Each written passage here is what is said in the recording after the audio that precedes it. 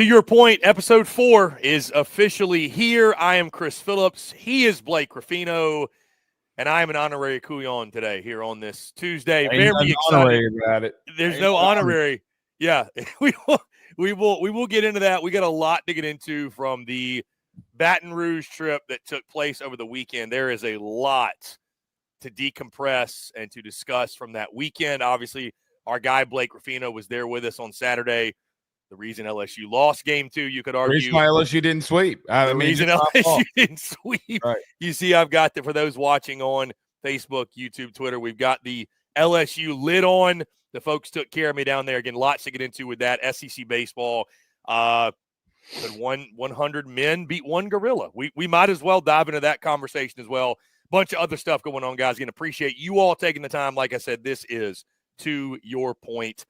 Episode 4, you can check us out every single week, Tuesday nights, 8 o'clock Central Time. Everywhere I mentioned, social media, YouTube, podcasts, everywhere you get your content. As always, guys, make sure you like, subscribe, turn on notifications. Check us out via podcast where we get your podcast. You can also find us across all social media platforms as well as our website, secunfiltered.com. And as always, we are brought to you by our friends over at FanDuel. Visit FanDuel.com/SECU to join today and get started with $200 in bonus bets when you win your first $5 bet. Once again, that's FanDuel.com/SECU to get $200 in bonus bets today. To your point, episode 4, I am Chris Phillips, fresh off a weekend down on the Bayou, and I'm joined by my guy Blake Ruffino, AYS Sports, my right-hand man, and somebody who I was hanging out with over the weekend. Blake, what's up, my man? Appreciate you taking the time. Excited to jump on with you once again. I get fired up for this show every single week,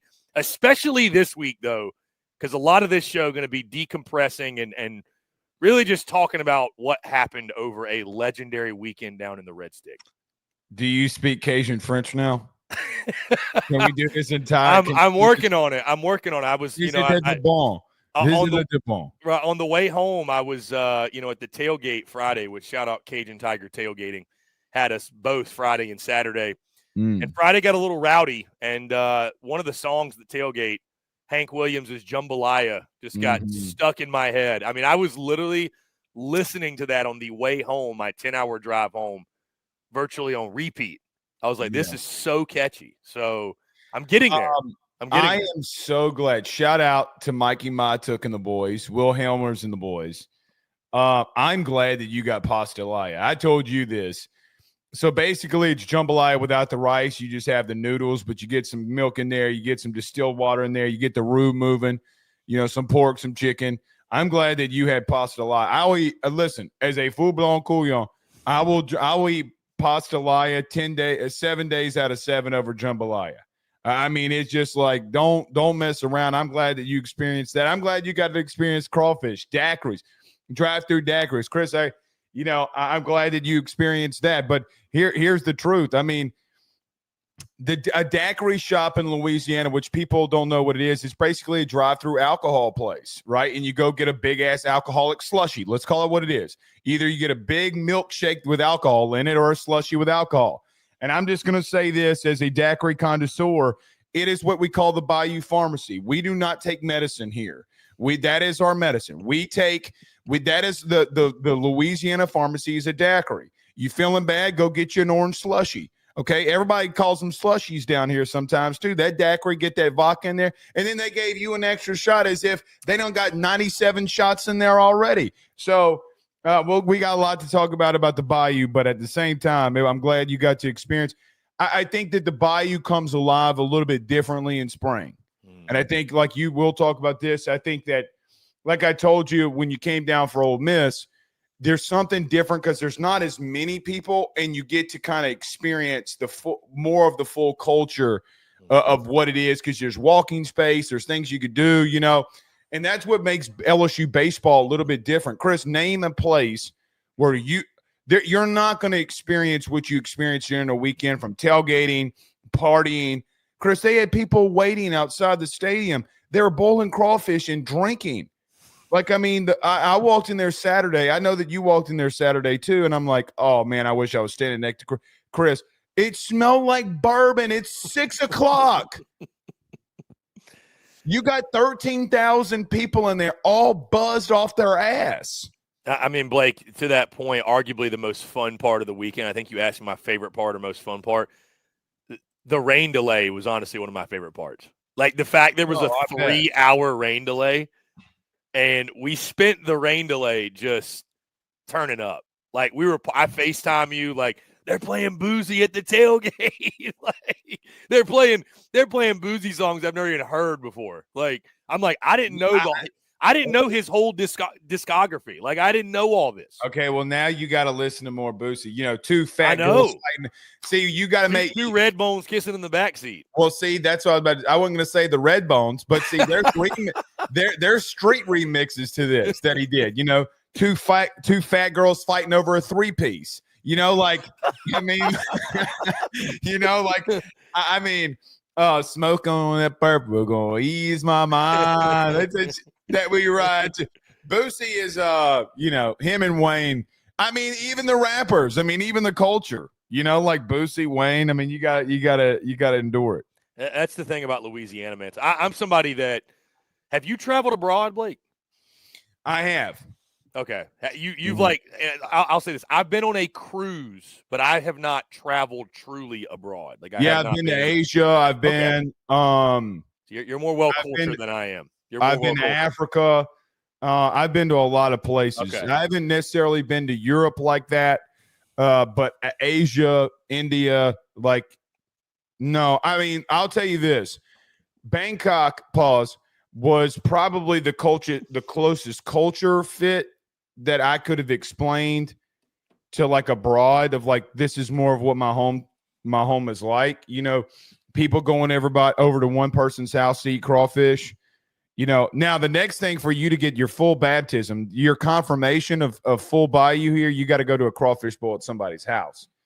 You did say that's a different experience. Well, you saw me on Sunday. You were like, "Oh, you tweeted me back. I just moaned when we had crawfish." There's not an experience. See, it's a different look. There's 3 things that I think about from my home state. Number one, you notice how like everybody came up to you and was like, "Hey man, you having a good time? Hey man." Yeah. They're so freaking prideful about the culture of this place that they take offense to it. Like you could go to Florida or to Georgia or any Texas. Maybe Texas is like that a little bit too, you know, to some extent. But people, they take offense. Like they take offense to like when you come in this place, we're going to make sure that you get this full-blown experience. You know, speaking of Matuk, he said the same thing to you. They take it personally because it's in their DNA to take it personal. So Friday night when Tennessee comes into town and people at 2 a.m. haven't left, Chris, they take it more personal from a culture standpoint. Like that's the emotion of it is why they take it personal. And I know that we'll get to Chris Lemonis in a minute. And I'll tell a story about Paul Maneri, and you talked about a reaction about what these big boy programs would do. You go ahead and lose that series this weekend and see what Chris. They lost a midweek game, and you got Rudy Poos out here calling for Jay Johnson's head like a dumbass. Like I mean that it all intertwines, right? It's like Avatar. Okay, everything is in one. Everything is in unison. They take this shit so personally. So when everybody's Phillips, you're walking up to the tailgate and everybody's like, they want you to try this. That's why, because they take that shit so personal. I do too. I mean, I'm not immune to it. I take that shit personal too.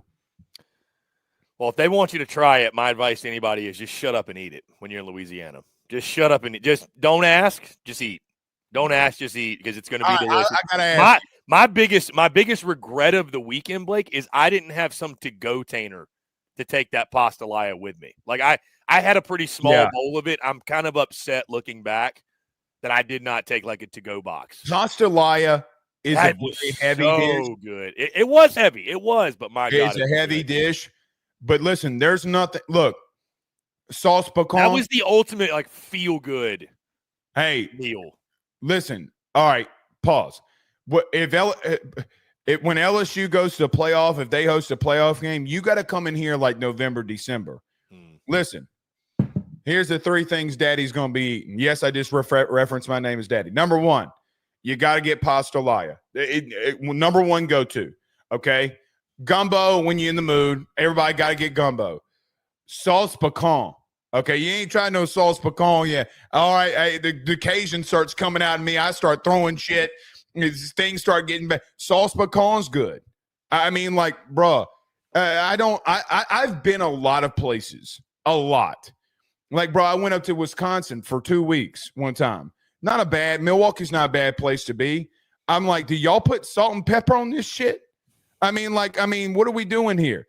I'm telling you, man, that pastalaya, sauce pecan, it's a different beast, man. It's a different beast. People don't get it. And we'll take offense.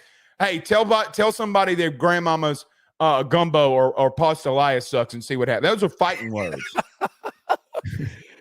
I mean, dude, it's just Louisiana is the most unique place I've ever been. It is truly, I was mentioning earlier, like if you've never traveled abroad before, just go down to Louisiana. Like it's as close to it's just, I'm telling you, it's unlike, and I'm preaching to the choir here, but it's unlike anywhere else you will experience, from the food, the accents, the drive-through daiquiris, the styrofoam cups at every turn, the way they pull for LSU. I mean, it's just, you could go on. Like the culture is just truly a one of one. It often imitated, never duplicated. Never duplicated. No, it's just, we need to. I loved it. I loved it. I told somebody this over the weekend, Blake.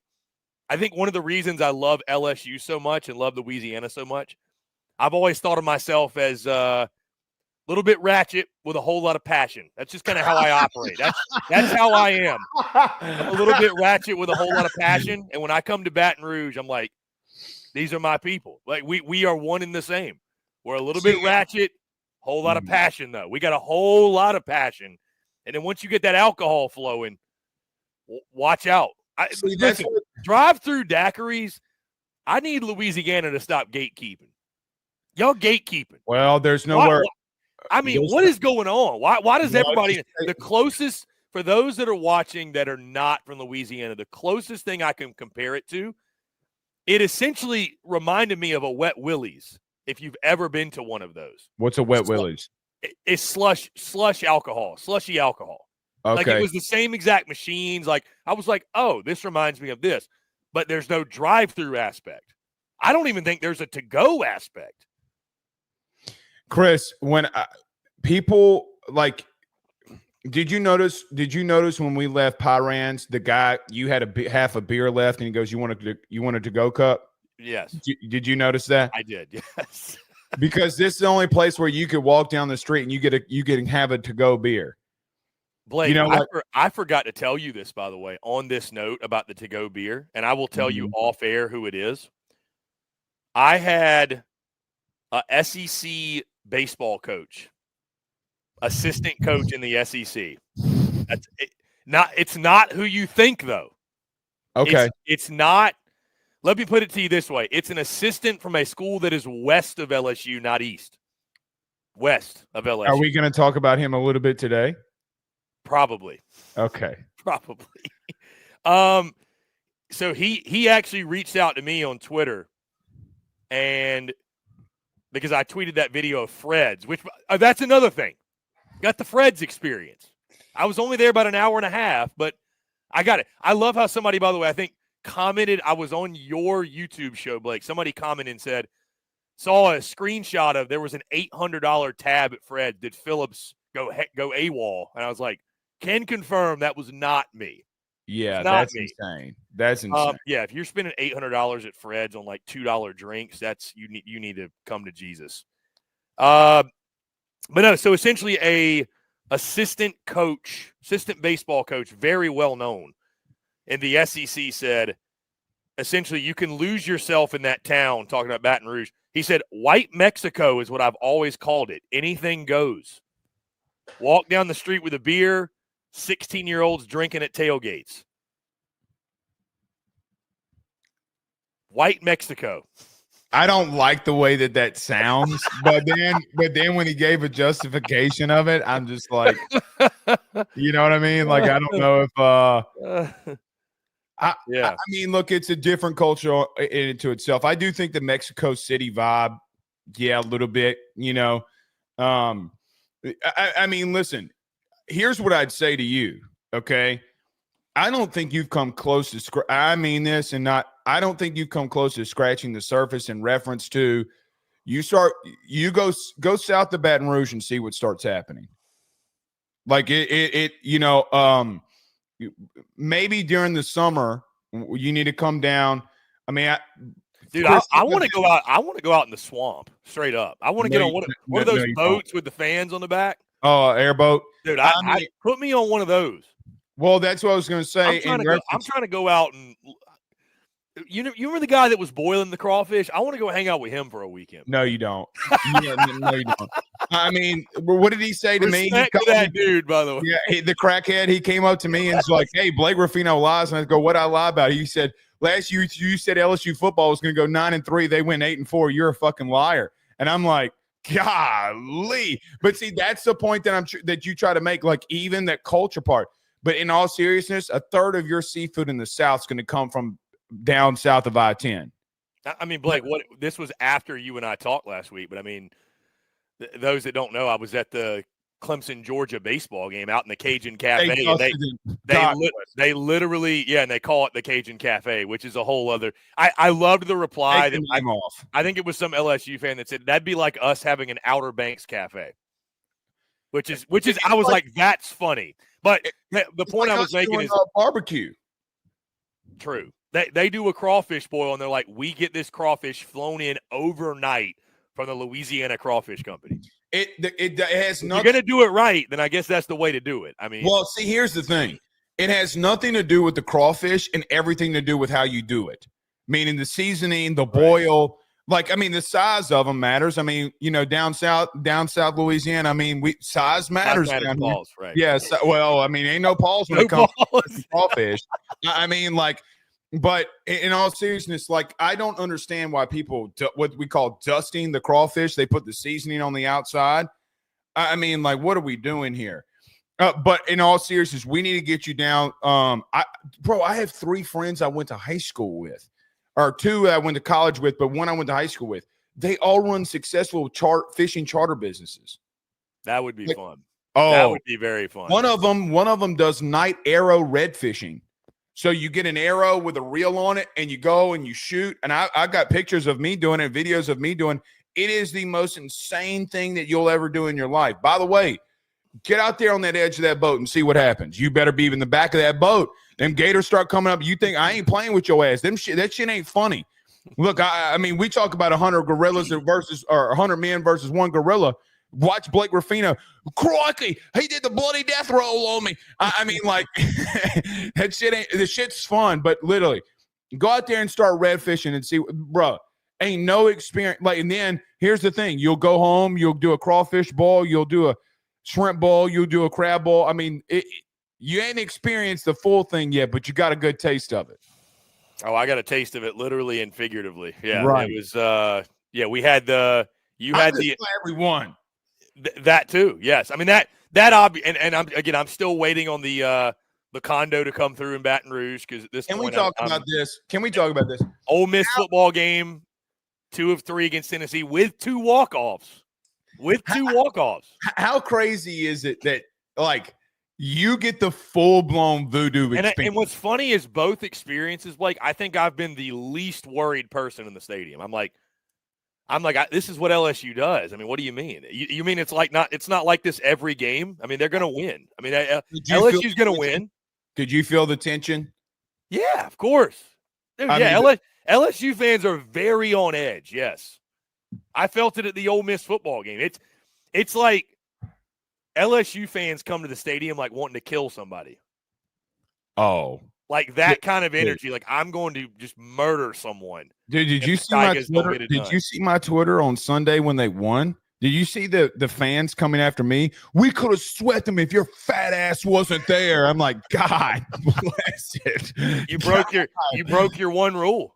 I did break my one rule, but it's okay. It's okay. It was worth it. It was worth it. It was definitely worth it. And look, I'm sure. Listen, I mean, we could really attribute it to you, Blake, as like being your fault because you went. Yeah, you can't blame. You went. Well, you went and pissed Marcus Phillips off. It really is your fault.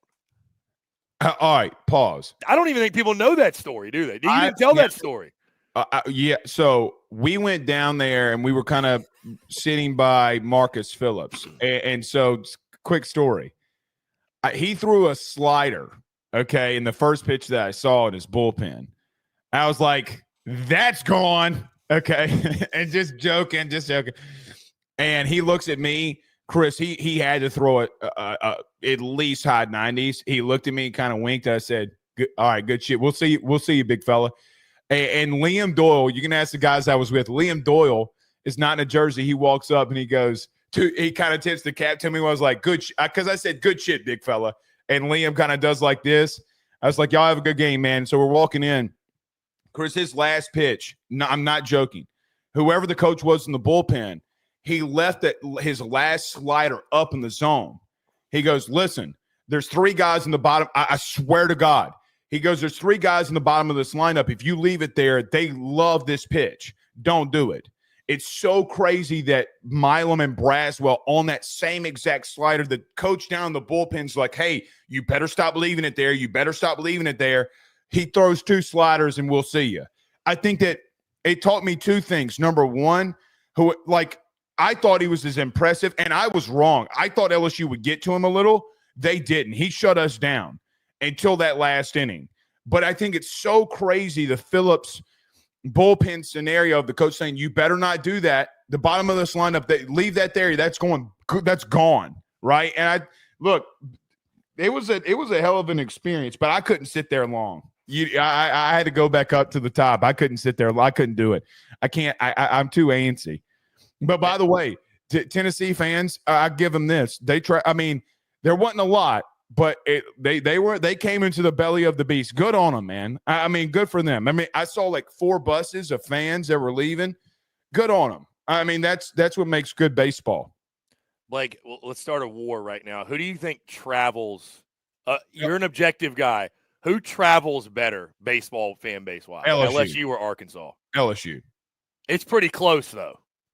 Arkansas fans travel out the ass too. I'll give them that. When you sell out a stadium of 25,000 and there's another SEC team in there, then you come holler at me. Here's the thing: I need both. We need both in Omaha. I need to see something real quick. Chris, I need to see something. Chris, real quick. All right. Hey, you go on Twitter right now and say tweet this. Say Arkansas travels better baseball wise than LSU. You will get. Well, I'm asking you this because I think it was it's LSU in all honesty. I think it was what was the tournament they played? Was it Frisco? No. Yeah, Round Rock. Yeah, Round Rock, and that place was slammed. LSU folks. And we tweeted, and I was like, there's no fan base in the country that travels for college baseball like LSU. And, of course, the mentions were just Arkansas people going. Because, I mean, I'll give them credit. Dude, they took, like, I don't know how many it was, 17,000 to Arlington or something crazy. But it's not a far trip for them, though. It's not. It's not. Look, let them have it. I mean, if that's what you want to debate about and you think that I asked the question because they come there in a few weeks. I'm very curious. They ain't gonna be there like that. They ain't gonna, no. Well, LSU fans won't sell those tickets. No, they won't. You're going to have a top 5 matchup. They're not going to sell those tickets. Yeah. I mean, Chris, think of how hard. I mean, Chris, they broke a record because no one could get tickets. They had 13,000 tickets sold. They broke a record 3 straight nights. I'm also, that's another point, Blake. I'm also honored the fact that my first ever Alex Box experience was on a record-setting weekend. Most in a single game. And most in a weekend. Mm-hmm. How about that? By the way, think about this. Number one, LSU leads in attendance right now in the country. Okay, number Makes one. sense. They're outdrawing the Miami Marlins, the Oakland A's. Did you know that they were outdrawing the Tampa Bay Rays? Yeah, dude. College baseball at this level hits different. It does. SEC baseball hits different.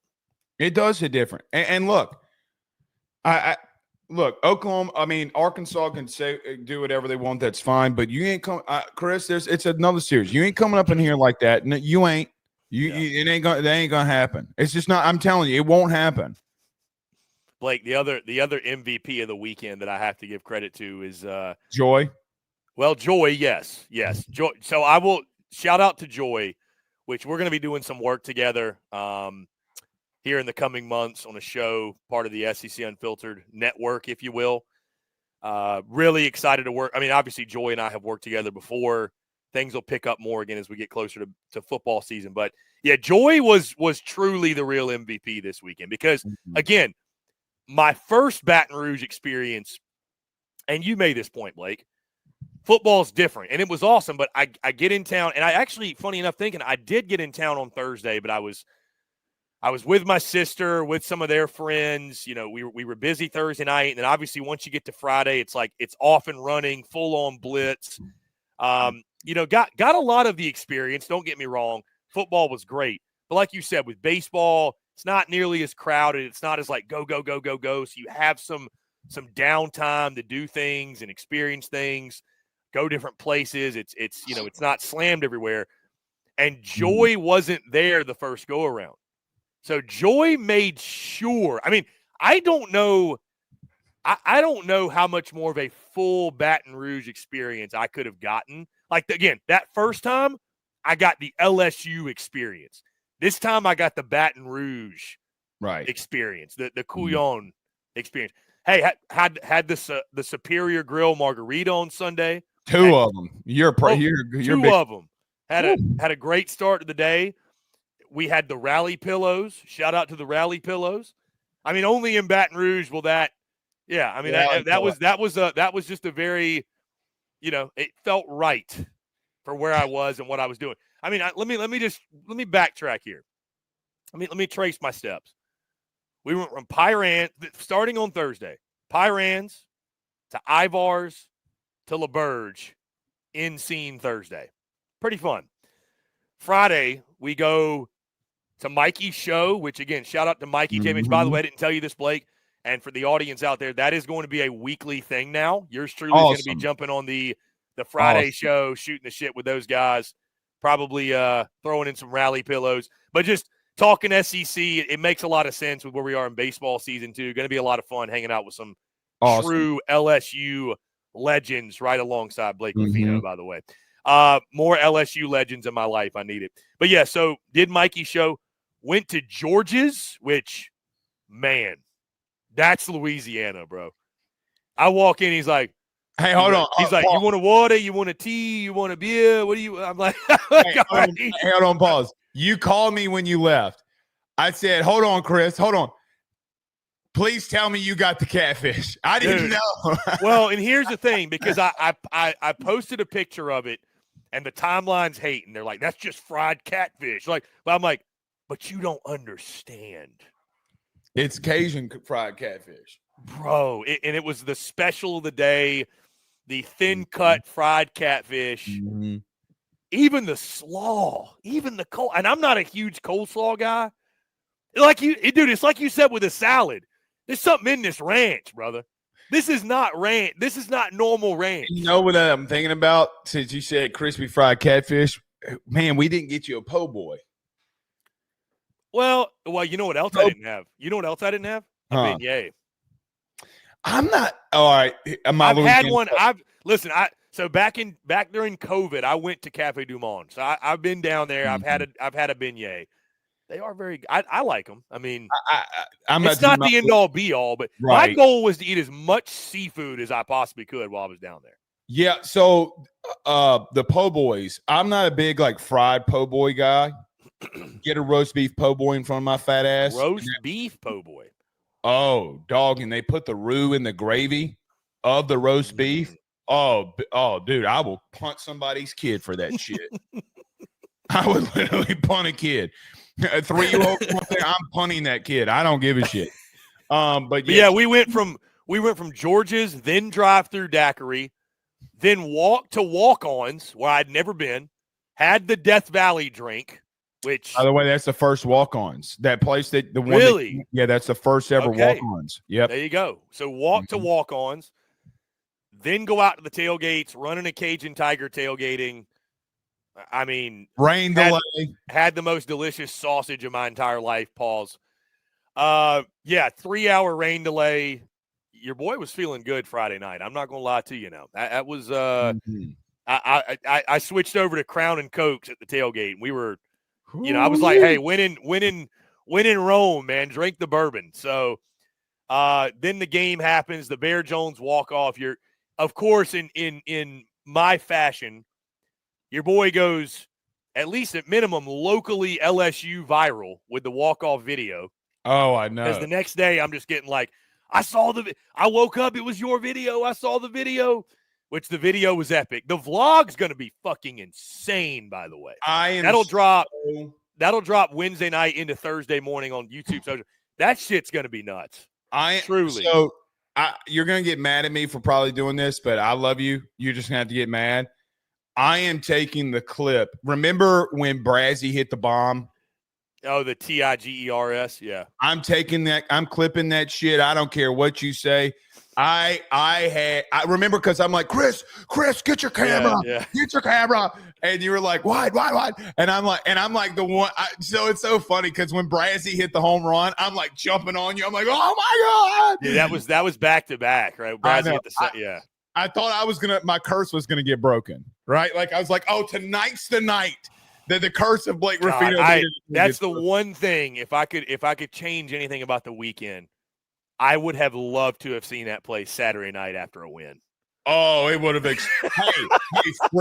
Fred's would have burned down. Fred's would have burned to the ground. I would have loved to have seen that. In reference to that, I will say this. This is a proud moment for that place. The Tigers when Brazzy hit that home run. Chris, that place was rocking. Yeah, it was electric. Let me ask you this: is that the loudest baseball stadium you'd like from that when that happened? Yeah, that I've been to. Yeah, that's the loudest baseball stadium. I would really be intrigued to see. Ooh, Mississippi State gets a new head coach. I wonder if that place gets rocking.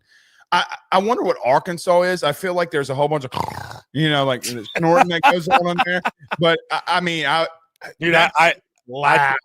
I felt it during football season too, but when they do the bum bum bum bum, I mean it just echoes, man. It's so loud because everybody is in that thing. Everybody.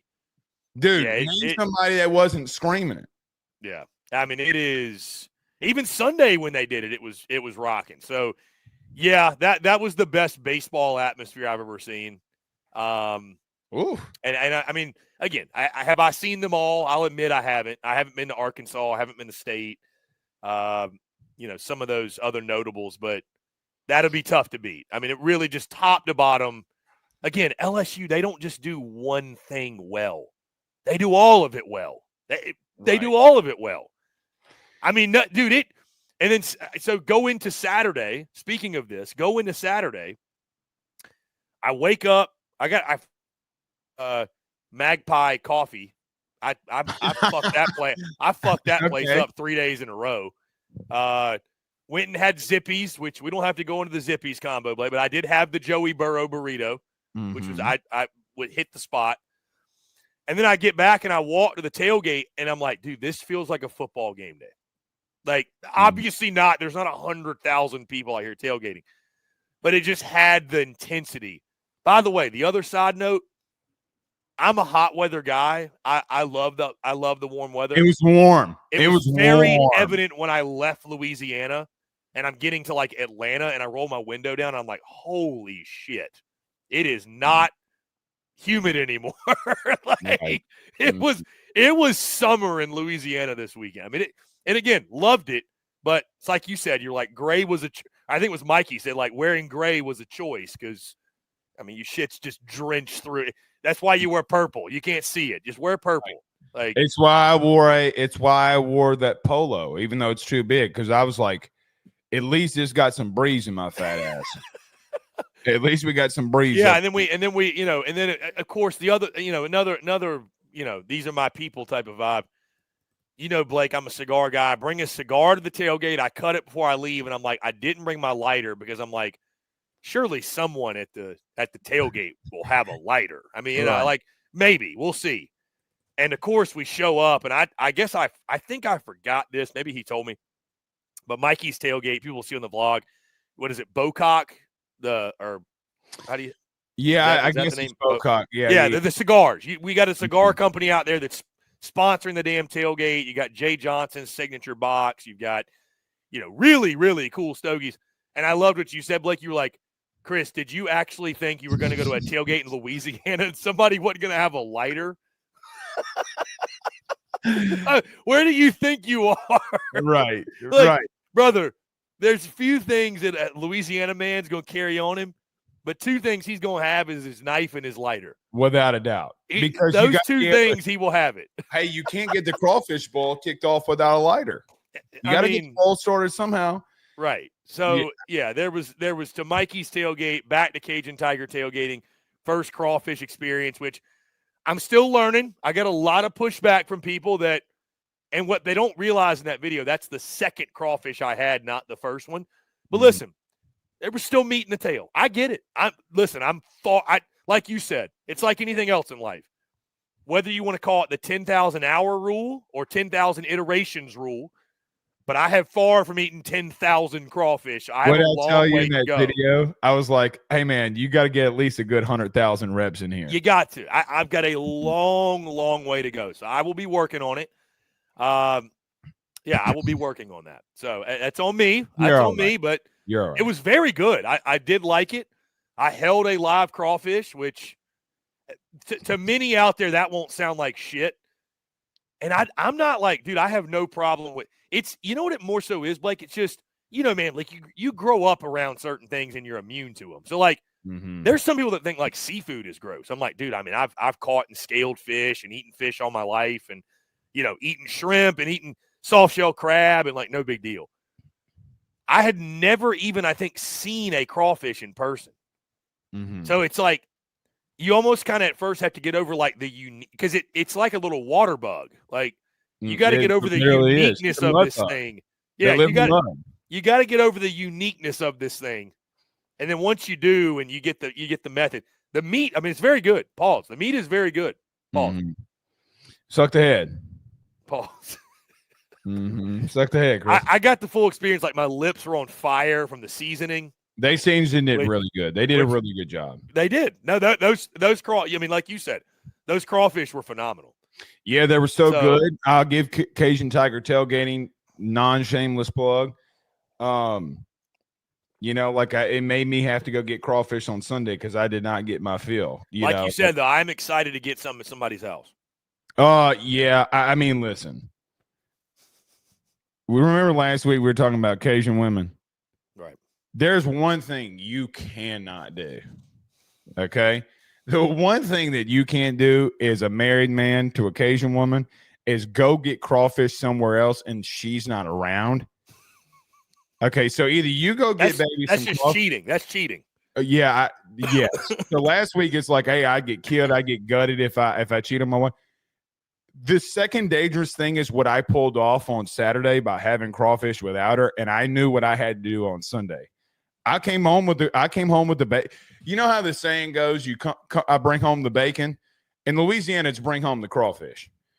I knew better. I've been at this game for over a decade now. I knew better, but I'll give them this. I mean, like, look, man, it was a whole crawfish experience this weekend, but I'm glad that you got to try it. And look, man, it's not an easy thing to do. And then you have like 5 people telling you how to do it a different way. And I'm just like, that's why I backed out. I'm like, all right, whatever. Everybody's got their own way to eat crawfish. As long as you get the meat out the tail, okay, then you're fine. And everybody's like, eat the claws. And I'm like, he's got to perfect getting the meat out of the tail first before we start, you know. Yeah, I was chastised a little bit for not eating the claws are big enough. You got to eat the claws also. You have to learn that lesson. Well, again, we're still learning. I'm excited for my next crawfish boil. Well, and here's another thing too that I'll leave here with the crawfish. look, man, you go to someone's house. I mean, it's going to be a whole different experience, right? Because it's not, there's a whole bunch of people. You're at a game. I mean, we were coming up on time. It's still when you're at a tailgate like that, and like you said, it's game day, Blake, you're still kind of drinking water out of a fire hose. You can't even really stop and soak it in. And look, much. you get 4 couillons around the table. They'll have everything peeled for you so that you can just eat the crawfish.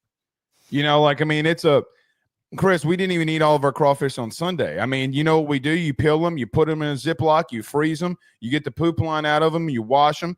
Okay, and after that, what are we going to do this weekend? I mean, I might go out here in the backyard and get me a flounder or something and get me my own andouille uncrusted. While you're watching LSU and A&M, right? Which we can now that this weekend is over. And again, I want to say too, Saturday night was great. I know the LSU lost. Loved watching the game with you, Blake. LSU responded the right way Sunday. Got the big dub. Casey Evans is a stud. Zach Cowan, stud. Offense finally comes alive. Touches up Russell. Touches up Coons. Touches up everybody. Could 100 gorillas have stopped Derek Curiel on Sunday? Dude, how about responding to your first game? Was that all season or like 40 games? He had never gone a game without being on base. And then he goes, 5 for 5? 4 for 4 with a walk. With a walk. Okay, yeah. I mean, he was a triple away from the. I know. That's why I was filming his last at bat. I was like, just in case he laces one in the gap. Dude, if I'm Jay Johnson, every kid with the initials DC that plays outfield would be signed. Yeah, right. He's special, man. And see, here's the thing, Chris. I brought best freshman in the SEC. Either him or that kid from Kentucky. The only other kid maybe this is my bias show. The only kid I throw is Brendan Lawson at Florida. He's been very under the radar because they haven't been good, but he's a stud. But I'd go Curiel. I'd go Curiel. You have to. I think with Curiel, the thing is that he's getting bigger, but he's putting on some weight. Chris, he came here like 165, 170. Yeah, he's got a lot of filling out to do for sure. Yeah, I mean he's 6'2". I mean, like that's what's scary about this LSU team is the core nucleus is freshmen. Young. Yeah, very young. They're true. How about Casey Evans going in there on Sunday and you telling a kid for the first start you got to go up against that lineup? And think about this. When Andrew Fisher slid in the home plate and started talking to Luis Hernandez, Casey Evans took that shit personally. Chris, they didn't get another hit. They got another hit. That lineup. Yeah, I think that was what was so impressive about his outing is Tennessee throwing at the quick 2 spot, and it was no panic. None. And again, dude, I'll tell you this. Coach's kid. Yeah. The pitching was really good, but, dude, I mean, we saw it all weekend. Like, the approach finally changed a little bit. Yeah, well, think about this. Baseball is such a wild game. Chris, for the first, let's just call it 14 to 15 innings, LSU was not great, right, at the plate. I mean, they got shut down. Yeah, they got shut down. Outside of Friday night and the bomb, but the problem is that I have with that is that they still scored 6 runs. They still hit a big bomb. Think about this. Everybody wants to, you got shut down the first part of the series by really good pitchers. Okay. So then what happened in the last 14 innings? Yeah. I mean, listen, the goal is to win the game. Right. I mean, you scored 14 runs. I mean, it was a 14-4 score, right? Like after like literally the second half of the series, that's what's going to get Tennessee in trouble, by the way, is they can't finish. Yeah. I mean that, yeah. They can't finish. They can't, but no, I mean the fact that LSU did it Friday night against their dude Nate Snead was. I mean, looking back, Blake, that's where going out there. It's like I told you, that's where Tennessee lost the series. You can't have your ace spin a gem on the road. Up 3 going to the bottom of the ninth, you cannot lose that game and expect to win the series on the road. You can't. Listen, we can agree to disagree on this. I think Tony effed that one up. Personally, it's very difficult for me when you gave up a 3 spot and Derek Curiel hits the run, and then you got Bear Jones coming up next. Yeah. You got to take a mound visit. But the problem was, I think he was. Look, I'm not. Tennessee fans will kill me for this. I think he got rattled because he almost messed it up the inning before. Was that when he got sent back to the dugout, the offensive timeout or whatever? Right. I think he got I'm serious when I say this. I think that they didn't know where they were, if they went to talk to him, if they had to go to the pen. They didn't have anybody warming up, so he was scared to go out there. Chris, I'm serious. The errors are one thing, but here's the thing from Tennessee fans that I just want to throw out there, and I know we're kind of going to talk some baseball here, but don't tell me that you win. Oh, we win the series if Inslee didn't do it against Kentucky. A&M's big blowout was because you made 3 errors at third base when they back-to-back in the doubleheader beat you. You made 3 there. You made 2 at second base. You have a defensive problem. The LSU did what they needed to do, but I put that Friday night game on Tony and nobody else because you gave up 3 runs and you don't give a mound visit. Chris, it was 6 pitches. 6 pitches and 6 runs. At some point you got to break the momentum. That's fair. No, it's very fair. Look, coaches make mistakes. Everybody talked about what Jay did on Saturday, right? Like the whole narrative coming out of Saturday was, oh, Jay messed up the bullpen. Well, then what about Friday night with Tony? Yeah. Does he not get any level of criticism whatsoever? No, that's fair. You win as a team, lose as a team. It's a team. Right. Yeah, he's got to go out there. You got to at least break up the momentum. You got to. And again, you got Bear Jones coming up. What did you think was going to happen? You played with fire and you lost. And let's not act as if okay, the errors are bad, right? I get it. Well, then what about the last 3 runs? Yeah. You could have gone. Well, you could argue the first one should have been a hit. Because he's probably beating that out anyways, the chopper. And then the other one. We talked about this. What did you see the exit velo on Ethan Fry's chopper? 106 or something like that. It was 106. Dude, even the other one that Curley booted, that's definitely an error, but that ball was hit really hard. So very hard. It is what it is, but and who was I keep forgetting his name, Beck?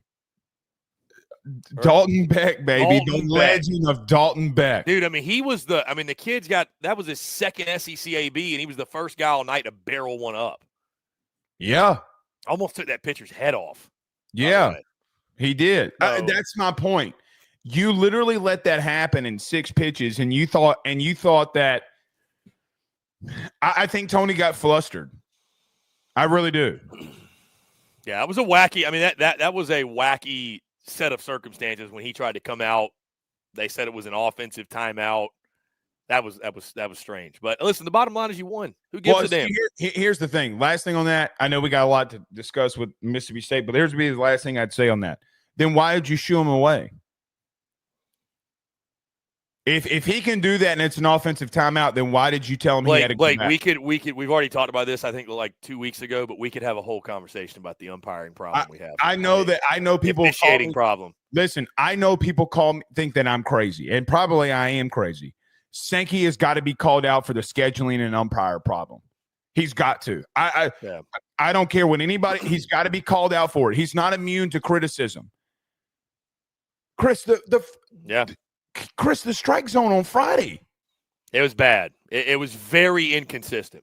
And then the umpire getting on Bear Jones when he hits the walk-off. And I actually heard Bear talk about this. Right. Yeah, well, I heard him talk about it on Mikey's show, too, yesterday. This actually speaks to how the kind of guy Bear is, because they asked him if he had talked to that umpire since.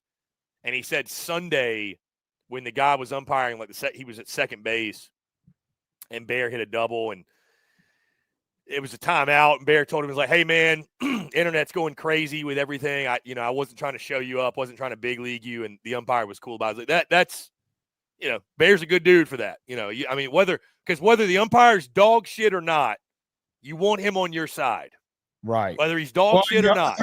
So I was like, good on Bear Jones. Good on Bear Jones. Sorry, go ahead. Sorry. Well, no, because I was going to change the subject. I was going to say, speaking of people that were not showing that same humility over the weekend, should we mention Ariel Antigua And that situation, him talking shit, by the way, to the bear, which, I mean, again, could 100 aerial Antiguas take down one Bear Jones? I don't know. No. I don't think so. No.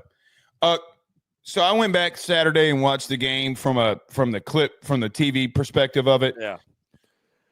Tony comes out of the dugout saying that they're throwing at Antigua. Tony, my guy. No, they're not. Why would you throw at the guy that's hitting 200? And why would you be throwing at a guy when you're down 3-2? Right. That too. Listen. I like Tony. I think he's a fantastic coach. Sometimes when you have the way about you that you always are cocky and you want to fight, that's when you get your ass busted. Go up, brother. Antigua trying to fight Bear Jones, and then allegedly, I talked to some people that were at that game. A season ticket holder said that that sits behind third base. I was like, did Antigua flip y'all off? And he goes, he said, I did not see it, so I don't know if he did or if he didn't. Let's just hypothetically say that he did because it was on social media, whatever. Buddy, you're not good. You're not with fire, too. You're playing with fire. You're right. Go up to Bear Jones and do that. Listen, you know why he's never going to say this, but I'll say it for you. You know why Bear Jones ran to their dugout on Friday? Because last year, who was the center fielder this weekend? Christian Moore? No. It was Christian Moore. Christian Moore last year hit a bomb off of Gavin Guidry and walked it off and was running down the first base line where LSU was, third base line when he round third, grabbing his nuts. So you want to talk shit? You got hey, you know what? Payback. I actually love that though. Like I just love the trash talking. I think it's great. I love it too, but don't get in your feelings that much. Right. If you're gonna do it, you got to wear that shit. Yeah, you got to wear it. It was an epic weekend. Christian Moore was a beast. He was a beast. He still is a beast. Yeah. Great weekend down in the Bayou. Baton Rouge was incredible. Again, thank you to everyone who made it just electric start to finish. And like I said, I have not sat down and looked at all the footage yet. I will start doing that tonight. We'll put it together, drop the vlog Wednesday night on YouTube, and then Thursday, probably morning, early day on socials. I cannot wait. That's one of my favorite parts, Blake. Like when we do the travels and I shoot everything, it's like I kind of get to relive the weekend through the lens of the camera, and there will be a lot of epic video that I will be able to sort through. So it's going to be a lot of fun. Yeah, we're going to move on. We got a lot to discuss. Before we do, though, you see Blake's headwear. You see my headwear. Our friends at Melon. Your headwear is fire. But so is Melon. But also the Melon headwear, which has become one of my favorite hats. I'm a huge hat guy. Blake's a huge hat guy. So we're picky. I'm picky when it comes to hats in regards to the durability of the hat, the fit, the comfort, the size of it, how it fits on the head. Melon has got you taken care of, guys. It's going to be your go-to hat. Again, I'm a huge golfer. Great for the golf course. You can wear it at the gym. You can wear it around the house. Blake wore it at the tailgate on Saturday. You can literally wear it anywhere, everywhere. They're not your average hats. They're the most premium and durable headwear in the world, built to last 5 times longer than any other hat. Guys, it's going to be your new favorite hat and something I've never seen before when it comes to hats, and I've seen a lot. They have a cool weather and a warm weather collection, hydro collection for when it's warm out. So if you're in Louisiana, this is probably the one you're just going to wear all year. This is the hydro right here, baby. You got to wear that all year because I don't know that it gets cold down there. Although it did snow, which that must mean LSU's got a title coming because that was hell has frozen over. You also got the thermal collection, different levels of warmth to keep you on the go in the winter. I will be getting a thermal collection because I love to go up to the mountains, go ski. Going to need a cold weather hat. I will have my Melon hat on. Again, guys, if you're looking for a hat as tough as you, check out Melon. You won't wear anything else after you get one for yourself. Go to melon.com. That's melin.com. Put it to the test yourself. Again, melon.com, melin.com, and tell them that Chris Phillips and Blake Ruffino from To Your Point sent you. And on that note, by the way, Blake, just a real quick side note, something else that happened over the weekend in Baton Rouge, speaking of melon, we officially announced our partnership with the Believe Media Network. That kind of, in a busy weekend, it went a little bit under the radar, but that was Friday, early Friday. Announced it was perfect timing, right? The partnership officially announces on Thursday when I step foot in Baton Rouge. So this is actually our first show, Blake, that's airing, if you will, under the Believe Media Network. So excited to be on the same network as you. I appreciate you greatly, sincerely, because, again, the way I'm operating in business these days, I'm really leaning on good people. I side with good people over really anything else. And that was one of the biggest reasons I, decided the Believe partnership was the best for us. Obviously, what they're doing from the network as a whole, the way they're putting their creators in the best possible position to be successful, really just it all speaks for itself. But you can have all that, but if you don't have the right people in place, if you don't have people you trust and you want to work with and you like, well, it doesn't matter. And, we shout out to our guy, Braun, over at Believe, that, again, has been like Brian Kelly on the recruiting trail, or maybe Jay Johnson on the recruiting trail, getting after me for a few years now. And then obviously leaning on you, Blake, and some others that are within that network. And because I trust your word. So, no, it's exciting, though, man. I'm excited to be part of the network, man. It's just another way you and I are working together. So really cool stuff. Look at God. Look at Bayou Jesus. Look at Bayou Jesus. I mean, like, Bayou Jesus strikes again. Is there anywhere else that you could have been this weekend and everything lining up that stars align? Yeah. Stars align. You can't script it. You go to a weekend in Baton Rouge and you just can't script it, man. Anybody that does a podcast, I suggested you reach out to Believe. That's what I'd say. Yeah, I'm excited, man. Again, it's only going to continue to elevate what we do, put us in the best possible position to be successful. Absolutely. I'm excited to see the doors that open up, obviously, man. And like I mentioned, all the audience tuned in, nothing's going to change from us from a standpoint of, like, content's going to be the same, podcast, YouTube, social, everything's going to be the same essentially, but just better. It's just going to be enhanced a little bit. Some new opportunities opening up. You might hear, Blake too, but might hear us on the airwaves on like Sirius XM, and there's some other cool stuff that's kind of down the pipe. We'll be on there today. Joe and I will be on. There you go. Exactly. So some really cool stuff. Yeah, some cool stuff down the pipe. We'll keep you updated because there's some stuff that's incoming that I may not even be as familiar with as I will be as we move forward. So I'll say this: I from a Belief standpoint, I've had more people in the Midwest that have hit me up in the last 2 months than I've ever had. Like it's crazy. Crazy what happens when you talk Ohio State. Those people, man. I want to go to a game at Ohio State because I think that the way that they get after it on social media, covering college football nationally, I will say this, Chris, there are places, when we continue in this business that I got to go to out of the SEC footprint. I got to go to Ohio. I got to go to Alton Stadium in Oregon. Like there are some places that, man, it is,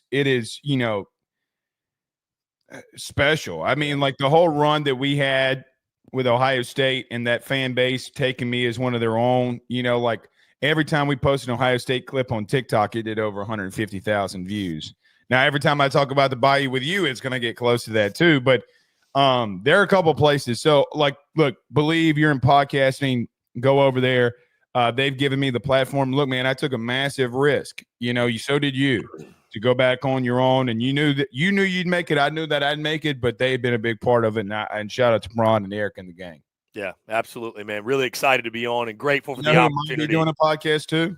You said what now? You know who else might be getting the podcast game? Chris Lemonis.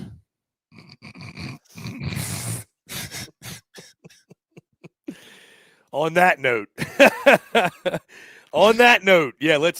Blake, let's talk about it. Chris Lemonis has been fired. It is Tuesday, April the 29th. Mm-hmm. If it was June 29th, this would make a lot more sense. But it is April the 29th. And Chris Lemonis is out at Mississippi State. I went live late Monday night because I got back from the drive. I was like, I got to talk about this, give my thoughts. And I want to kick it to you, Blake, because, again, you guys have been I say similar position, but LSU has fired a coach that won a national championship.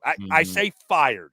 Paul Mainieri was a little different. I say fired. It was, I think at the time it was mutual, but those who know a thing or two about a thing or two could probably tell you it was not as mutual as you might think. But, you know, the timing was strange. That's the thing that jumps out. But at the same time, I give State credit for making a move that needed to be made, despite the fact the guy won the national title 4 years ago. Now, I talked about this last night, Blake, and you and I were talking about it off air. I mean, listen, man, there's people that I respect in the industry, and especially when it comes to good baseball men. Kyle Peterson's a great baseball man. I've had him on my show the last, I think, like 4 or 5 years in a row before the season, talking college baseball. Love KP. KP's the man. KP's take last night on Twitter defending Chris Lemonis, essentially just acting or talking as if it was outrageous that they would do this, that they would move on from him. I understand the guy won a national championship 4 years ago, but like, should that get you a lifetime contract? Should it get you 8 years? Should it get you 5 years? Should it get you 3 years? And I made the point, Blake, last night. Good on State, because this is what a big boy program does. Like, yes, you won a national championship. Thank you. But if you get to a place 4 years later where the trajectory's in the gutter, it doesn't excuse you for the rest of time to be bad. I know that's the first national title in that school's history, but I applaud State for carrying themselves as like they think they're the best. Listen, whether you agree or disagree, and I know the numbers would not back this up, obviously, but I talk to State fans, they think they're the best baseball program in the country. Like, they really believe that's what they think they should be. They think they should be a premier baseball program. You can't say that when you just fired the coach that only has the only national title that you have. The trajectory was shit, though. The trajectory was shit over the last 4 years. No, I get that, Since but 21. You can't have one national title and think that you can get there. That's why I said the numbers don't back it up. I just, I don't know. Maybe it's on the contrary. Maybe it's an overinflated ego from the stadium. I don't want to go. Look. They're a fan. It's a top 5 job in the country. It's a top 5 place in the country. You have arguably the best stadium in the country. That doesn't mean anything if you're not going to spend a shitload of money to get dudes there. Now, in this era, yes. And now in this era, yes. I mean, LSU was going to do renovations to the box. They're not doing that. I mean, they did some. You saw it down the first and third base line. But, Chris, you got to get dudes in there. Okay? When did his fall stop? When did the fall start for Chris Lemonis? I mean, as soon as they lost Tanner Allen and all these other guys. Well, yeah. And two, when you couldn't replace them. Yeah. Now, they said that they had a championship roster the last couple of years. No, you didn't. You didn't come close to that. You didn't. I mean, Chris, they did not have a championship roster. They didn't. Now, they were dangerous. They've done some really good things. But listen, Paul Mainieri did a lot at LSU. You gave this analogy last night about big boy programs doing X, Y, and Z.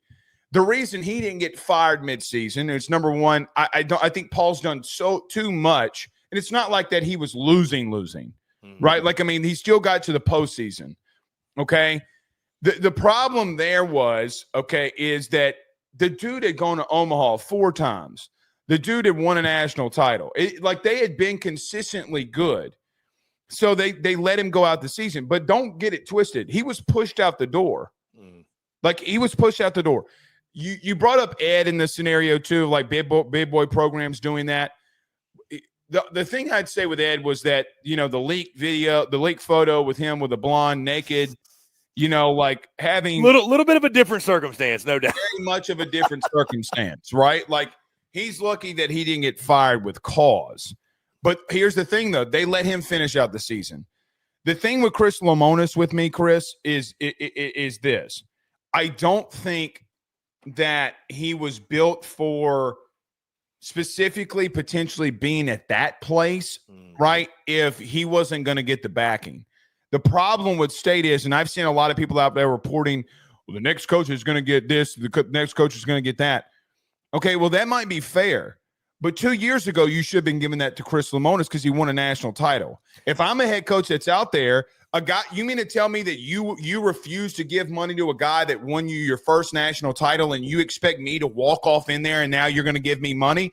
Maybe they will because now they see the light, right? Maybe they see the light of that. I mean, Blake, they had one donor give $8 million to football. Right.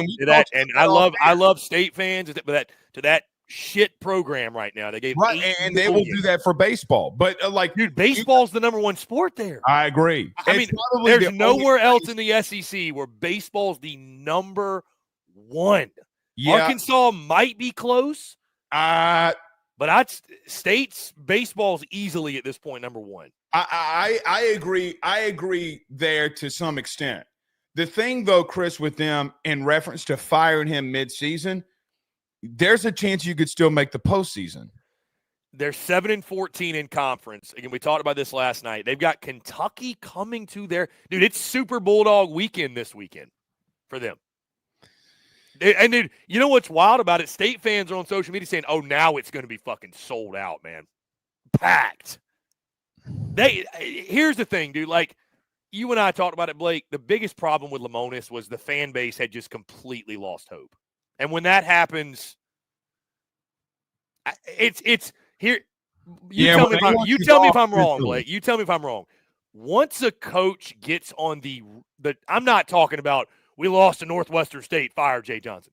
When a coach really gets on the hot seat and really loses favor with a fan base, it's hard to get out of. It's impossible. Like the biggest turnaround I can think of, Blake, is Jim Harbaugh at Michigan.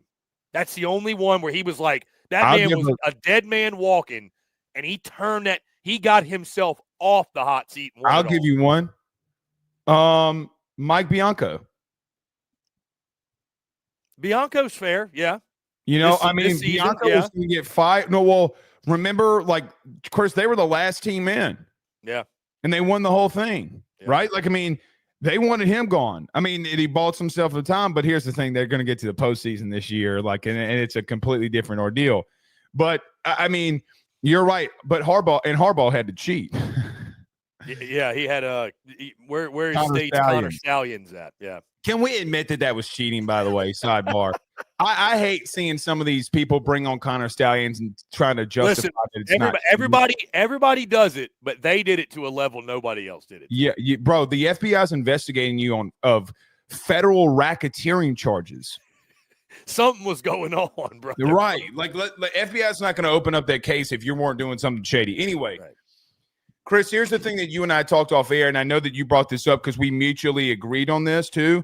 It is kind of a sleeping giant place, right? Like it very much is. You got to get the right dude in there. Look, I understand that there's a lot of good coaches that we'll talk about, and I'm sure you can bring up some. You got to bring in dudes that is number one. Chris, I forget anything else that we're about to talk about. Number one. The number one thing that Mississippi State has got to do, they got to bring a guy in there that will, number one, raise funds NIL-wise, okay, and then number two, that can recruit. That you're in Starkville. By the way, hold on, sidebar. Chris Lemonis has the number one overall recruiting class in the country right now. Did you know that? I did not know that. Mississippi State's at number one. Chris Lemonis came into Louisiana and took the number one player in the state over Jay. That's saying, and Jay takes that shit personal. I would imagine a call was made yesterday. Yesterday. I mean, why wouldn't it have been made? So the point is that you fired a guy that had the number one overall class. That is about to completely fall. Everybody's going to play. You got to come. The number one thing in college baseball. Chris, let's talk about the top teams. Who are they? LSU, Tennessee, Texas, Arkansas, Texas, A&M. I'll throw A&M in there. Florida State, Clemson. What do they all have in common? They have great head coaches. Well, that too. But what They are have they great all? players. They're spending money. Those coaches recruit their asses off. Right. Jim Schlossnagle went to Texas. Chris, he got arguably the best athlete in college baseball right now in Jonah Williams. Jonah Williams' NIL is going to be over $1 million. You think football didn't split that with baseball? Are you an idiot? Like, what crack pipe did you just smoke? Like, I mean, they got to bring somebody in there. Now, there are a lot of good assistants. There are a lot of good head coaches that would take that job. I'm going to throw this your way. Don't. I'm going to watch your reaction when I say this. I think there's a guy in Athens that would entertain it. Sources. That's an interesting one that I hadn't thought of. Mm-hmm. Well, because, the thing about it is the thing Mississippi State can offer, even beyond facility, even beyond whatever money they're going to pay in a contract. Hey, man, want to come coach at a place that gives a fuck? You want to come coach at a place that cares? You want to come coach at a place that's really going to, hey, man, I mean, if you're talking to Wes Johnson, hey, man, that's cute and all. Like they're bringing 3,500 for you at Foley. We'll bring 13,000. And he's been there. Like he's coached there, so he understands the level. Listen. There, I don't care who it is in college baseball. Like rival, I said this last night. Rival fans will scoff and state this, state that, what have you, whatever. Brother, every coach worth his salt, he knows that state job's a damn good job. They all do. Every one of them. You said something last night. What did you say? You said something to the extent of like all the SEC head coaches right now are holding their breath. Everybody in the SEC is holding their breath. I think right. Because if they land the right guy, I mean, listen, Blake, I'll say this with respect. I love Rocky Top. I love the Balls. If Tony Vitello can make Tennessee a desirable place to play college baseball for the best in the country, do you honestly think the right guy can't make Mississippi State a desirable? I know Starkville's not great. I've heard very few people say many positive things about Starkville, Mississippi. That's just take it. Don't shoot the messenger. But dude, hey, you know what ends that? Nobody talks about facilities and location. Chris, the stadium doesn't mean shit when NIL's been flowing the way that it does. I'm sorry to tell you. And that's why Tennessee, I mean, to your point, that's why Tennessee spends money out the wazoo, bro. They go get these guys. Yeah, and guess what? It does not matter. What do kids want? What do parents want for their kids? Chris, there's going to be a kid in the SEC school literally that is a bona fide star right now. In the 2 years that he's been in the SEC, he's going to make $1 million in NIL money. Now, let's stop there for just a second. He's getting paid $500,000 a year. If you listen to anybody, accountant, or what do we have? Me and my wife, we have like a financial planner or whatever he calls himself. Chris, you could put that in a mutual fund and live off the interest the rest of your life. Like, you got to understand that Duty Noble Field doesn't mean shit to these kids. It's probably 5th or 6th on the list in reference to development, talent, winning, money. Andrew, you mean to tell me that Andrew Fisher and Liam Doyle just went to Tennessee based off of their heart, where their heart flowed them? I know for a fact that's not why they went there. I mean, I'm really good friends with the head coach that they were in, that was battling to get them, and I know about the phone call that he got that was, hey, man, we're going here. And there was no secret as to why. Okay, so, again, the facility, none of that, the barbecue pits out in left field, that doesn't mean shit. It really doesn't. I'm telling you, it does not mean shit. State has got to get, when they hire – let's say it's Nick Mangione, Wes Johnson, Max Weiner. I don't give two Rudy Poos who it is. The number one thing that State has got to do, Chris, I know of places in college baseball right now. Ask Tony Vitello if he's doing $50,000 dinners. Ask him. Ask him. Because I'm going to tell you what happens around here on these. I'm not going to say the other. Ask Jay Johnson. Ask Kevin O'Sullivan. Ask them all of what they're doing. I guarantee you on my life that they're having those level of dinners.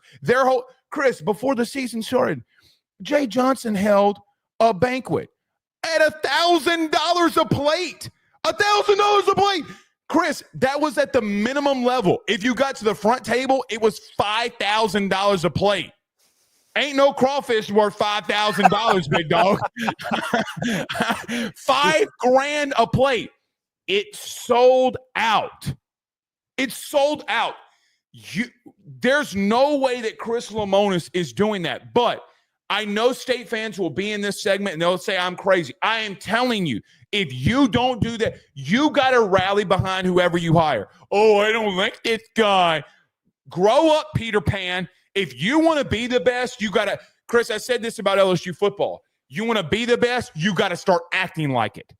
And what did the booster base do? Texas, you want to be with the best? What did Sark do? What did Sark do? I mean, like, you got to act like that. Now, no kid on Miss Mississippi is from Mississippi State. They got honeys there. I mean, you might have to get through some cow pastures or two, but there are honeys there. Chris, what I'm trying to say here is kids don't care about that. You start throwing $500,000 their way, they ain't going to give two shits. They won't. So, by the way, who do you think takes the job? Like, who is your short list of guys? I know you'll talk about this, but yeah, I mean, Rob Vaughn, Nolan Cain, Frank Anderson. I mean, there's some guys I think you call them, make them say no. Eric Bakich, which he ain't going anywhere. The Tony Vitello thing's so stupid. He ain't going nowhere. Let me ask you this question. Why wouldn't you pick up the phone and call him? I think you absolutely call and make them say no, but because that's the thing. I think even, and here we go, even if it's Jay Johnson, if they call you at minimum, I'm kidnapping him. I'm going to kidnap just for fun. Hey, I'm just going to hear you out. I'm not going anywhere, but I'm just curious. Chris, what if they throw Mississippi State has a chance to change college baseball. Can I tell you how? What if they give a coach $2.5 million? If they double Tony Vitello's salary, do you really think that he doesn't think about it? Well, now he's at, I think he's at $2.5 million per year. Okay. Well, what if they give him $4 million? I mean, we have a defensive coordinator in college football that's making $4.5 million. I mean, again, they have money talks. Money talks. Bullshit walks. Yeah, I know you got to spend the money. So again, look, I do think that guys like Wes Johnson would entertain it. Cliff Godwin's the Ole Miss guy, and I made some phone calls around this today, as we did this today, last night, really.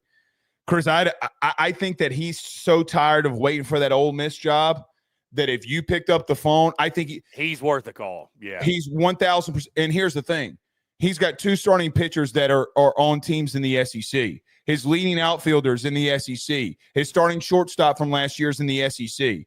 I'm sure he's tired of developing these kids and them. And at some point, bro, they've been so close. Like, you want to get to Omaha. It's at some point. He will lead them there. He will. He if he's going to lead East Carolina, Max Weiner is the ultimate is the ultimate person for me that you got to – he's the best pitching coach in the country. He's the best pitching coach in the country. You got to pick up the phone and call Max. Could you imagine Mississippi State and the Vibes and Max Weiner? It's a perfect marriage. It is a perfect marriage. I will tell you this. I saw a report out there about Nick Mangione getting the extension and that he wouldn't leave. Guys. Again, like, I know you – hey, maybe the players and all that, like stadium stuff, I think the coaches, it still does matter. Yeah, facilities absolutely matter. Well, and I think you know how happy they are in Gainesville they got that brand new stadium? Right. Well, and look, they gave Kevin O'Sullivan, with all due respect to Sully, they spent $80 million in college baseball. Chris, they spent $80 million. Maybe that's why some of the NIL funds and some of these schools are not as heavy. But again, I think that any coach, Chris, it is literally, you know this better than most. From a national football perspective, I talk to coaches literally all day. My phone buzzing while I had to silence it. It's an SEC offensive coordinator, not in Baton Rouge, by the way. So literally, I'm telling you, you know what their number one question is? I know of an SEC offensive coordinator this year and a defensive coordinator turned down head coaching jobs because the teams refused. I say teams refused. Administrations refused to tell them how much NIL money that they have. So even the stadium part of it, you really think Pete Golding didn't get phone calls? I know for a fact that Pete Golding got phone calls this year. I know it for a fact that people were after him. Even then, I think Nick Mangione, the buyout. I saw Kendall's thing. The buyout doesn't mean shit. No. If you get that fan base and you get that stadium rocking, it pays off for itself. Everybody and their mama comes out here saying they can't do that because of money. What are you talking about? You're losing money now.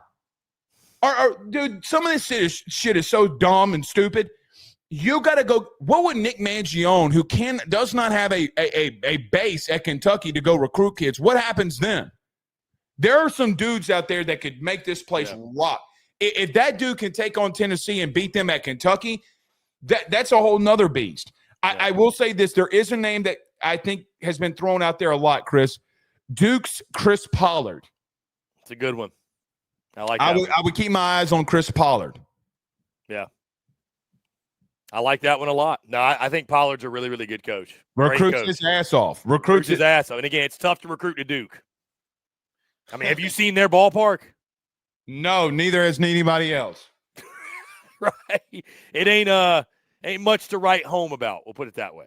Right. I mean, so look, regardless of where they go, you got to have the mentality that you are the one dude that would take on 100 gorillas to go win a natty.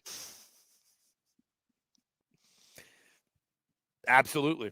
Dude, state can be that program. Would you take on 100? Would you be one of the 100 that take on 100 one gorilla? No. On that note, in closing, we're going to wrap up here. Quickly on this. 100 men versus one gorilla. This is the stupidest shit ever. I think that tweet's at like 300 million views, by the way, of a guy posing the question about this.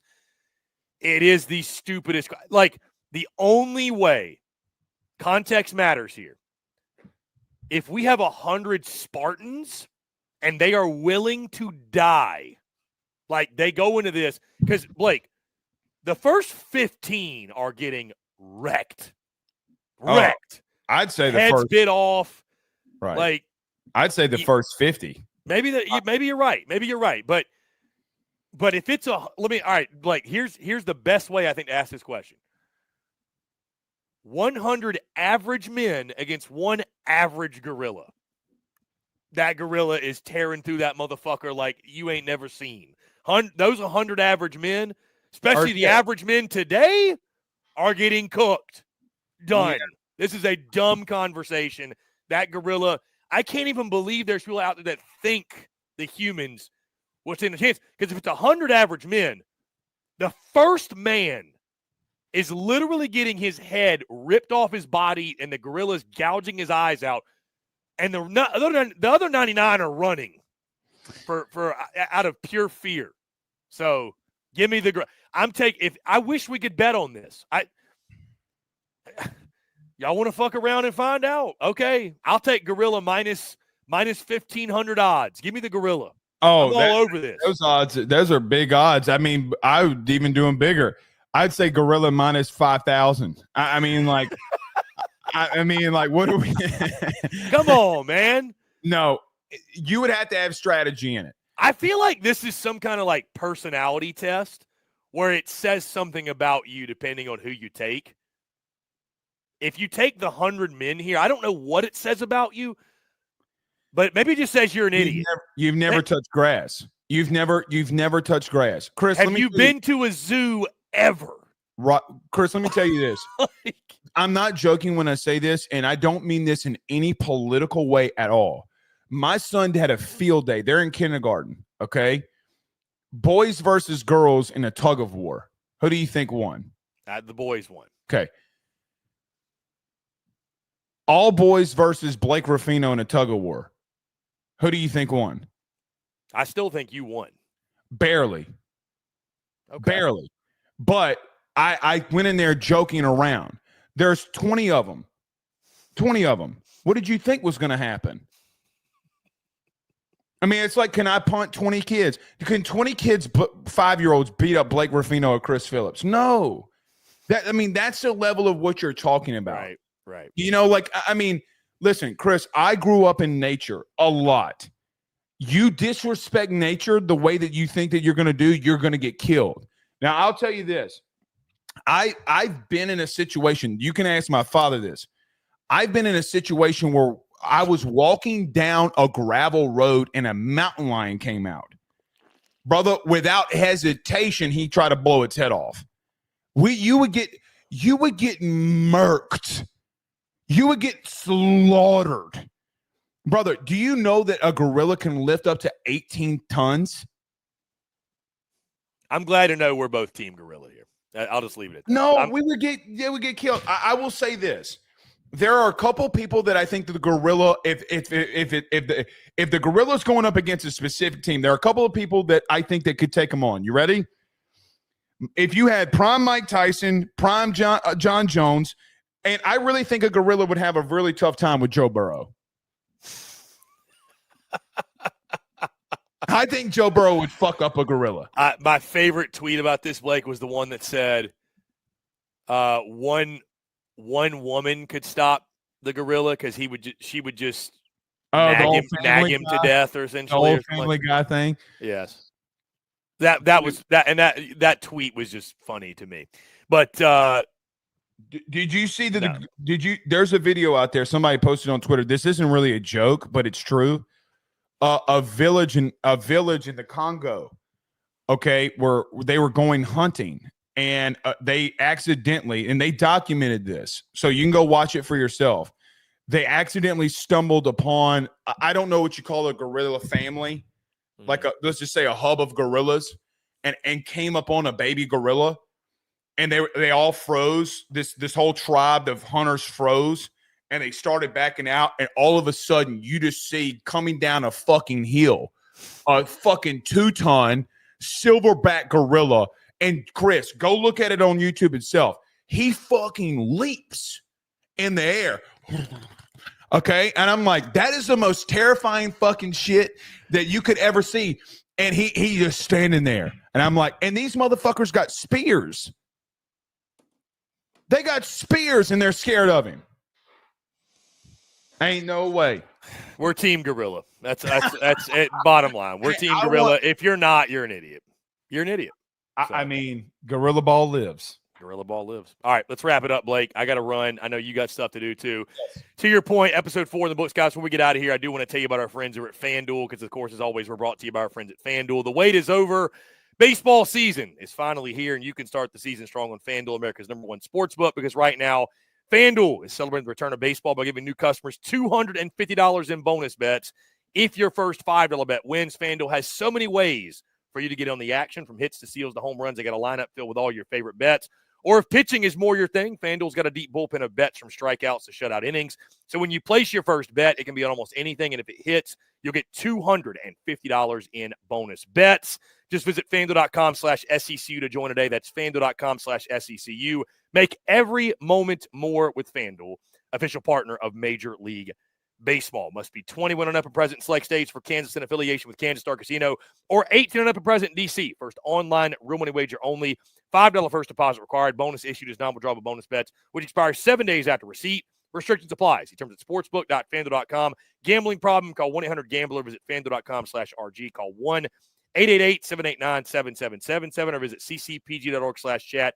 In Connecticut, or visit mdgamblinghelp.org. In Maryland, Hope is here. Visit gamblinghelplinema.org. Call 800-327-5050 for 24/7 support in Massachusetts, or call 1-8778-HOPE-NY or text HOPE-NY in New York. Episode 4, to your point, in the books. Blake, You're the man. I appreciate it. Looking forward to do it again next week. And can't wait to get back to the Bayou, my friend. It's going to be a lot of fun. Looking forward to it. Maybe next time I'll release a live gorilla. Guys, again, we appreciate y'all as always. Make sure you like, subscribe, turn on notifications. Check us out via podcast, wherever you get your podcast. You can also find us across all social media platforms as well as our websites, secunfiltered.com. Till next time, he's Blake Ruffino. I'm Chris Phillips. Appreciate each and every single one of you tuning in, and we will catch you all on the other side.